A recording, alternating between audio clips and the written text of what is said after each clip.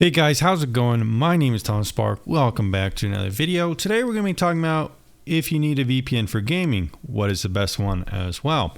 So guys, I'll be putting my recommended options in the description down below with discounts available. If you click on those links, it'll help support the channel. If not, feel free to go to the website yourself. This video is not sponsored by any of these VPNs. All right guys, so let's think about it. What are the pros and cons of using a VPN for gaming? Do you really need one after all? So guys, basically let's start at the very basics. What is a VPN? Well, basically it's an app you install on your computer. You connect to a company's servers they host. Your computer connects to that server remotely. You are assigned a new IP address and essentially your computer is in a new remote location. All this traffic is encrypted by a tunnel using what is called a protocol called WireGuard. Now WireGuard is a very effective protocol and it's pretty good at transforming and encrypting your connection, and there's not too much speed loss nowadays, maybe anything from 5 to 10%, and ping maybe somewhere around 10 to 20 ms, so it really isn't too bad and shouldn't affect your speeds too much for gaming anymore, especially nowadays with so many VPNs having so many servers and speeds just being very good. However, is there really much upside to that? Well, in some ways, yes. One thing a VPN could protect you from is from DDoS attacks. Now, this isn't really common in a lot of games. However, you'll see VPNs used at a lot of professional gaming esport events to protect from DDoS attacks. However, unless you're esport gaming, this might not be super important to you.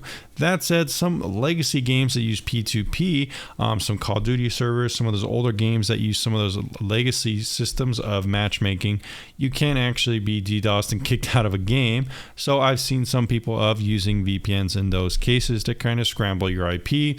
Additionally, some P2P games like maybe something like Chivalry or maybe some other games out there on Steam, if you're banned from a server, using a VPN can kind of bypass those restrictions as long as you're not banning people individually on a Steam ID kind of level. So that's something to think about as well. Another aspect of using VPNs for gaming, a lot of people do use VPNs to get early access to certain video games not available in that specific region during that specific time. Additionally, some people have to use VPNs to get access to certain games not available in their region. I know a lot of Chinese users have to use VPNs, and a lot of people in various countries around the world use VPNs to access certain video games. So if that's you, this is another use case. I already kind of mentioned it briefly, but bypassing IP bans can be a way to get around some restrictions. Specific games out there that use P2P, people host their own servers and stuff like this. This could be a way. Maybe some of those GTA roleplay servers, some other kind of client-based kind of systems that use P2P matchmaking and server hosting.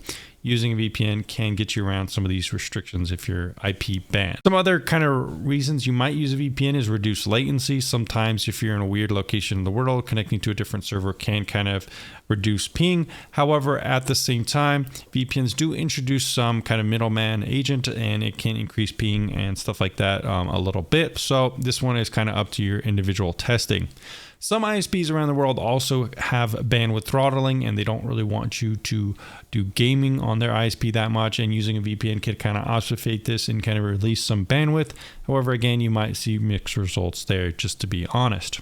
Some platforms also have issues with VPNs. Sometimes they might make you re-verify your account or something like that. Usually this isn't a huge issue. Some games also have terms of service against using VPNs, so that's also something to consider as well.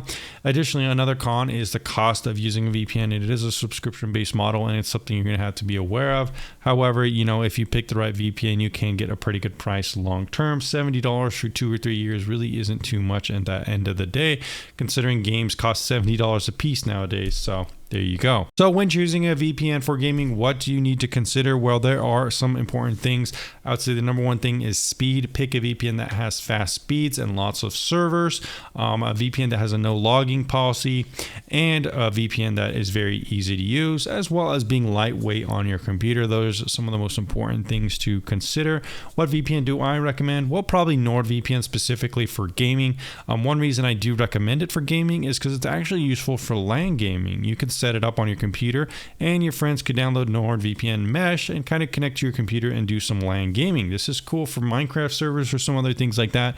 Specifically, this feature does make it very cool for gaming, But outside of that, it has very good speeds, lots of servers, it's easy to use, and it has plenty of simultaneous connections if you want to use it on multiple devices. It's also available on Apple TV, and you can even put it on your router to give access to your gaming consoles if that's something you're looking to do. Another really common reason for using a VPN while gaming, some people do use VPNs on school networks, especially universities that block gaming and stuff like that. Use a VPN, you could bypass port restrictions, change your port, and things like that can unrestrict gaming access on these strict firewalled networks. So if you're a college student, I remember back in the day when I was in college, some people would use VPNs to get around restrictions with Battle.net and StarCraft and some other video games way back in the day. So it's definitely a valid use case as well. Overall, there are pros and cons of using a VPN with gaming. There are some niche use cases to use one, some minor cons with using one, but nowadays, honestly, VPNs are so fast and easy to use, there's not too many cons overall. Let me know if you guys use a VPN for gaming down in the description and down below. And I'll see you in the next video very soon.